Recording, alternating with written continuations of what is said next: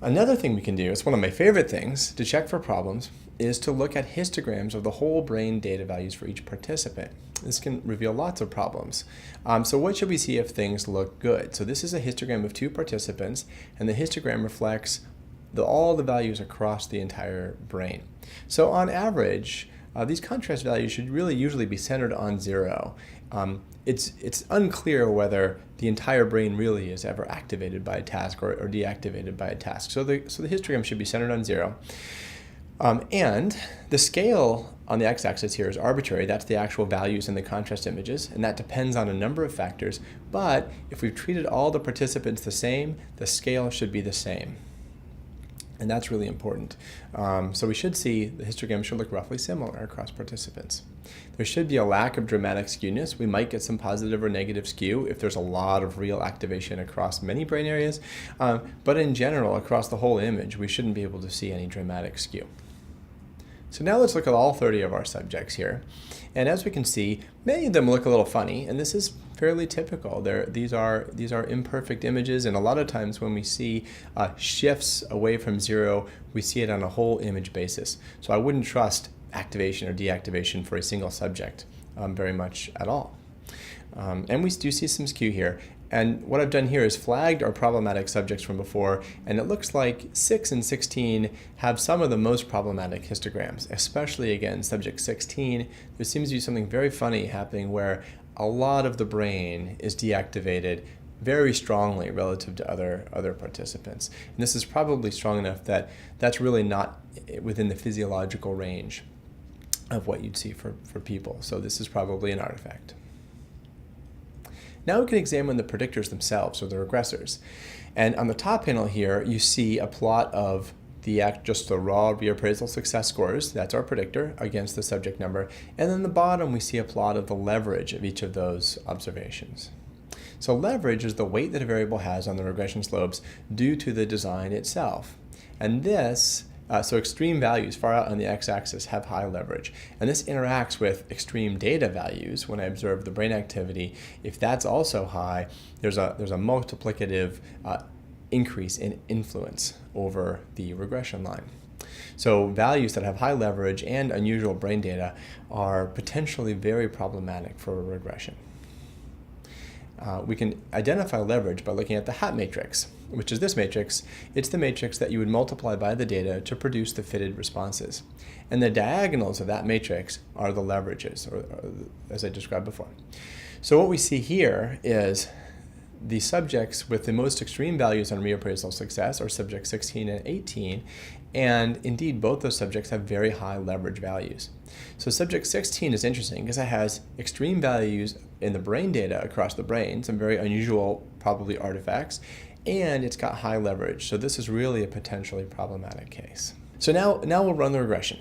And we'll run a simple second-level regression where we have 2 predictors that you see down there at the bottom. One is a predictor for reappraisal success, and the other one is the intercept, which is virtually always in a model. So these comprise the design matrix. The outcome is the reappraised versus look negative contrast values at each voxel in the brain. So in this second-level model, what we're going to do is mean center these continuous covariates like success.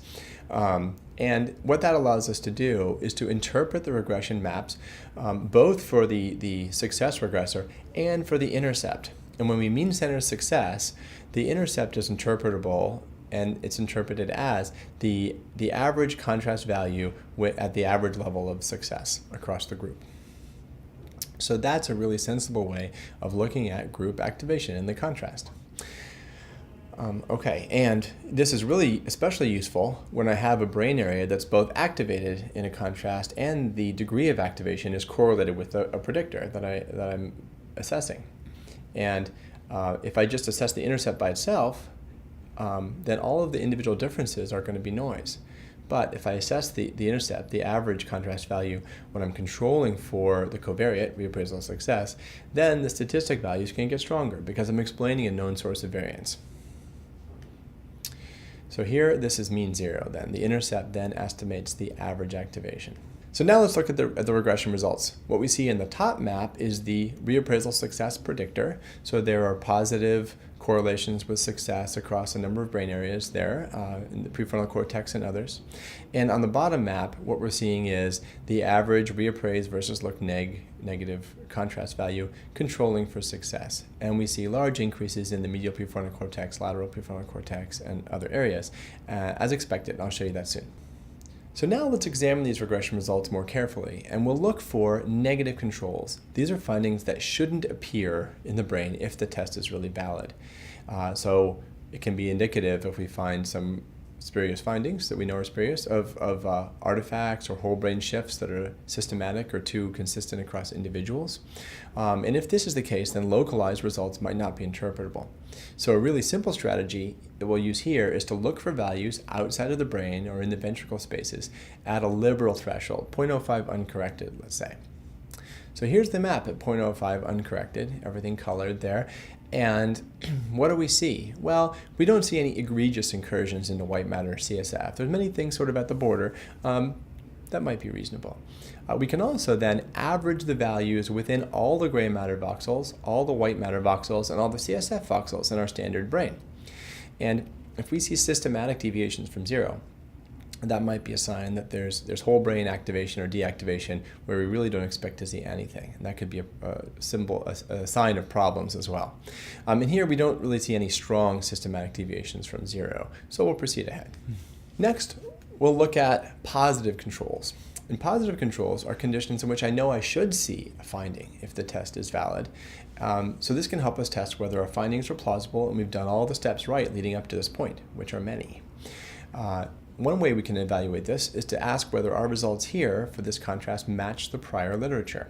So there have been a number of studies done of reappraisal, reappraising versus looking at negative images.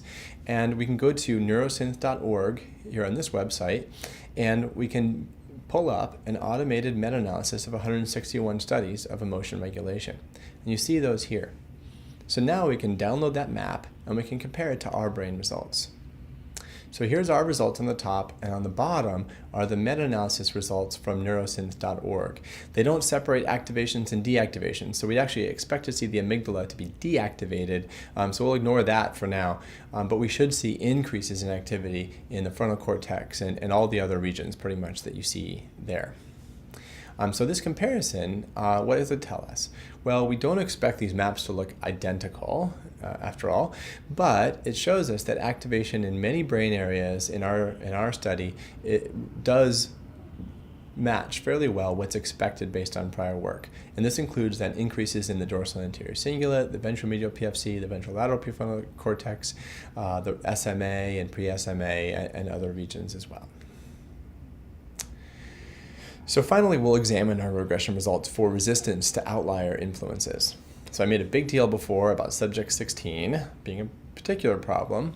So this was an outlier, and also there are some high leverage values in the set of observations as well in the predictor space. So we'll do two things.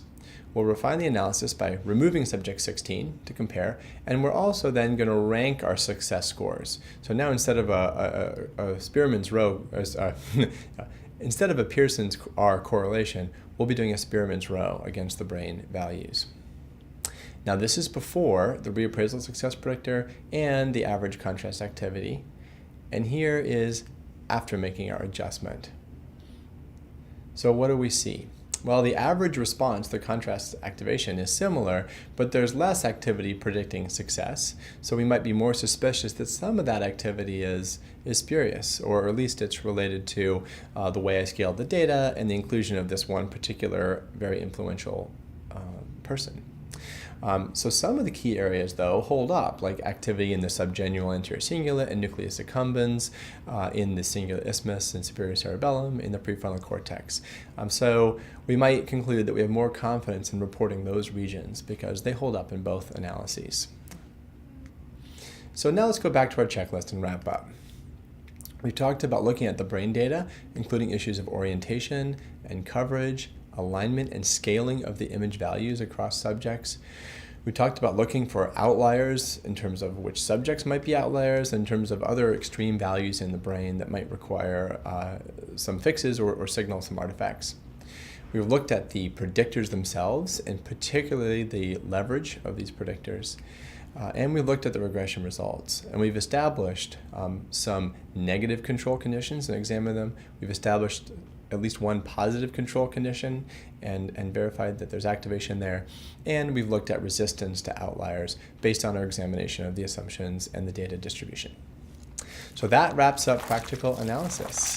Thanks for listening.